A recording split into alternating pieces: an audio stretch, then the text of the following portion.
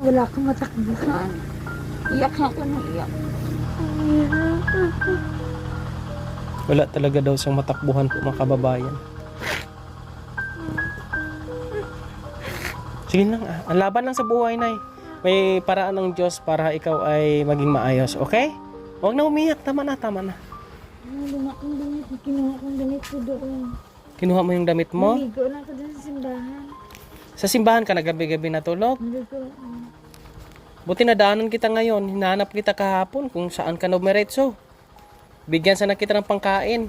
Kasi sabi mo sa akin doon na lang sa amin. Hinahanap kita doon, wala ka doon. Sa palengke. Dumiretso na lang ako. Ano itong pagkain mo ini? Binigyan sa akin pero hindi mabuksan. Eh walang kanin. Wala. Eh Hindi siguro makain baka sira na. kumain ka muna doon sa kainan. Ha, bigyan kita ng pangkain ha. Si Nanay Ros Nay, may tanong ako sa iyo, Nay. Hawakan mo muna pangkaon-kaon mo ha. Salamat. Budget mo yan ha. Tago mo sa bulsa mo kay baka interesan ng iba. Walaan naman. Ngayon, sana meron kang kaanak na pwedeng maisama para madala ka sa doktor. Sa psychiatrist, maghingi tayo doon ng gamot. Sasama ka sa akin, dalhin kita doon. Si Dr. Lidisman magbigay ng gamot noon para makatulog ako. Hindi, pa-check up din kita sa psychiatrist. Sasama ka? Ate Ros? Di ba sa simbahan ka na natutulog? Simbahan na. Hindi ka na umuwi doon sa bahay mo? Pupunta pa rin ako ng bagyong Pinoy nag-ano. Pero ang bubuhos ang ulan, hindi ako Dahil pagka isama kita, papunta sa doktor, sasama ka? Ha? Ang hirap kasi ng mga gamot nila. Pag uminom ka, nanginginig ka na para ka addict na, Hindi. ka maintindihan. Ano yan? Baka ibang gamot yan. Eh doon, pag nadala kita doon kay Dr. Abelia sa Hinubaan, Siya yung ang doktora Rosely. Pareho kami ng pangalan. Roselyn ako siya. Rosely. Rose din ang tawag din sa kanya. isama kita doon. Ang pangit ng ano. Yung Ayaw mo? pag matulog ako, nalimpungatan ako. Pungatan ka? Tapos nanginginig ako na. Meron ka nervyos. Oo. Ay, tamang-tama yan na ma-check up ka ng psychiatrist. Kilala mo si Doktora Abulia? Oo, kilala ko siya. May dinadala ako doon na pasyente din. Ang mahal ng gamot niya, 50 ang isang tablitas. Oo. Para matulungan ka namin. Madala ka muna sa check up ba? Tapos binabatuan nila ako doon pag tulog ka. Malubungatan nga ulit. Parang Di sa baliwala. simbahan ka lang naman natutulog, di ba? Para maunahin natin yung yung medication mo ba? Sasama ka pagka dalhin kita doon? Sige. Ha? Sabihan ko sa doktora, bakit ganun ang gamot mo? Parang lasing na ako ba? Parang, Pampakalma kasi yun. Pamparelax ba? parang ano yung utak ko. Parang, Paano yan? Sino pwedeng isama natin pag dalhin kita doon? ako na lang siguro. Ikaw na lang? Kailangan siguro humingi tayo ng din sa barangay ng clearance. Kasi wala kang kasamang pamilya eh. Pwede naman siguro, no? Sige, pagka mag-schedule ako, ha? Para madala kita doon. Saan kita hanapin pagka Diyan na ako sa simbahan lang kita puntahan palagi? Okay, sige. Ba't nandito ka? Waiting shed. Ang init doon. Wala kang makausap doon. Walang tao. Walang tao. Lahat sila. Monday kasi ngayon. O sige. Day off na ng sakrista ng tari. O sige, bigyan na lang kita ng pambudget mo pangkain ha. Salamat rin. Opo. Mag-iingat ka. Kung mayroon na tayong schedule o assessment para madala kita doon, punta tayo. puntahan kita dyan uli. Okay? Parang retired doktor. Retired na siya na. Oo. Magaling siya na doktor. Ang isa kong yung isa kong pasyente, ganun din. Yeah, medyo ano na rin siya. May edad na rin. Oo. Gumaling-galing na rin siya doon. Alam mo, ang magaling dyan, ang dagat.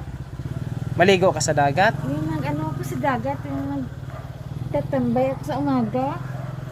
Yun lang. Parang ma-therapy yung dagat. Parang pati yung ano ko, yung dibdib, parang Makaka-relax puso ka? ko, relax.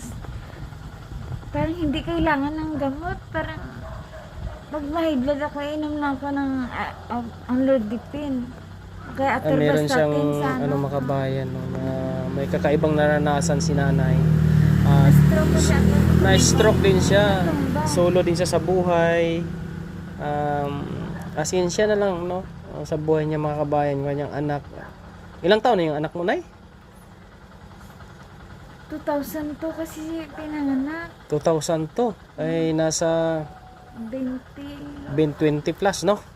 Nag-aaral siya ngayon, nandun sa kamag-anak mo rin. college ng ano niya. Sige. At least, dito ka na naman, madandaan ka, mabigyan-bigyan kita ng pagkain. No? Dito na. Tingnan natin kung anong magawa namin. Matulungan ka namin na una, madala sa doktor, no? Para mapacheck up ka o maano ka, mapatingnan. Para mawala yung nervyos mo, no? At saka yung ibang naramdaman mo ba kung makatake ka ng gamot. Pero hindi ako natatakot pag madilim.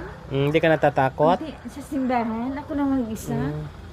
Kahit pag Lutino, ako lang mag-isa. Walang katao-tao.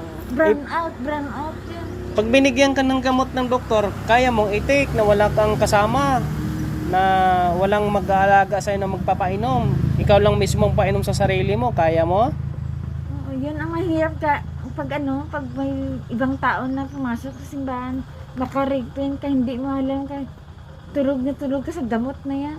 Parang pinaparelax, tulog, wala kang walang maingay na. Pero pag bigla ako may ibang tao pumasok sa simbahan, nagsisigaw na ako. May nervyos si nanay. Paano ngayon yan? Kung mabigyan ka ng gamot, baka hindi mo iinumin.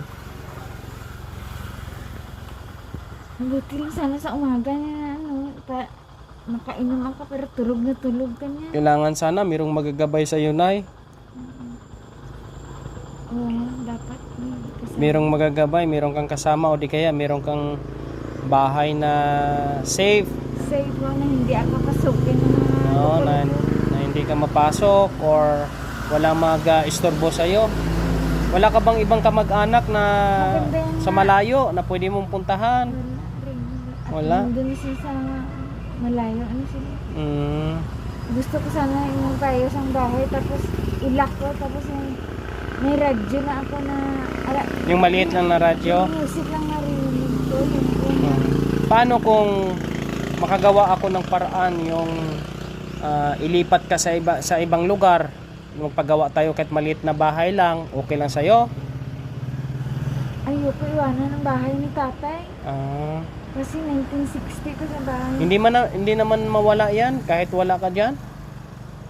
Mga salbahe, Paano ka namin matulungan? Kasi kung nandun ka pa rin sa area na yon, medyo medyo mahirap. sana hingin kay father makatayo ng bahay dyan. Maliit mga kubo-kubo.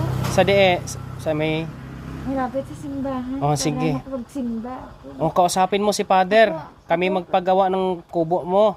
Ako, kahit naingay sa simbahan, okay lang sa akin. Sige. Pero, ibang tao na Hindi kung diyan ka titira, kung magawan ka ng kubo sa malapit sa simbahan, hindi ka nababalik doon sa yung sa lumang bahay mo. babalik pa rin.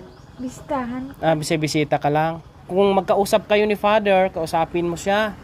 Kung pwede bang makapagpagawa dyan ng kubo, tutulungan ka namin ng aking mga kaibigan. Magawan ka Pumasok namin sa ng loob, kubo. Raymond, ang daan lapad-lapad ng space dyan. Sa loob. Itanong natin sa ano, para walang mag-istorbo sa'yo ba? Okay? Okay. Sige, mag-iingat ka ha sa ano mo. Salamat ha. Oo. Dito na po bilhin ko pa. Yung video natin, makita ito ng ating mga kaibigan, makatulong sila sa atin. No? Matulungan ka namin na makarecover.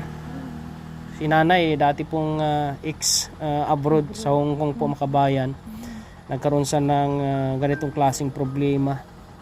Ay, hypertension. May high blood, parang may nervous breakdown, tapos nagkaroon na siya ng stress sa buhay. Halo-halo na po mga kababayan mo. Kaya hindi natin sa mahusgahan din dahil sa naranasan niya po mga kababayan. Yung video natin ay maging daan para po maging maayos yung kanyang kalagayan. Nay, ingat ka sa paglalakad mo ha. Huwag kang lumayo masyado. Kahit doon lang sa gilid ng simbahan. No, para pag pumunta ako, pag hanapin kita, bigyan kita ng pagkain. Nandun lang, hindi ako mahirapan maghanap sa'yo. Okay? Makabili ako ng nail cutter na Oo, nail cutter mo. O sige, noon, mali. bilhan kita ng nail cutter. Excited na ano, hindi ako ano, Saan ka naliligo? sa simbahan. Okay, mabuti. Mabait naman si Father. Okay lang sa kanila. Kausapin mo si Father, baka ay may tutulong sa akin na gagawa ng maliit na kubo lang, Father. Ganito. Baka may area dito na pwede kong patayuan. Kasi ayaw ko na doon munang tumira doon sa bahay ko kasi maingay, magulo. Okay? Yan. Magdasal ka palagi sa Panginoon ha.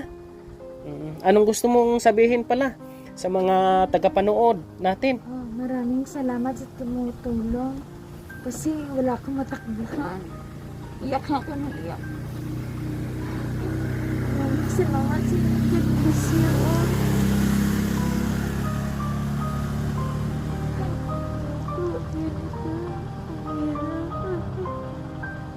Wala talaga daw siyang matakbuhan po mga kababayan. Sige lang, ang laban lang sa buhay, Nay.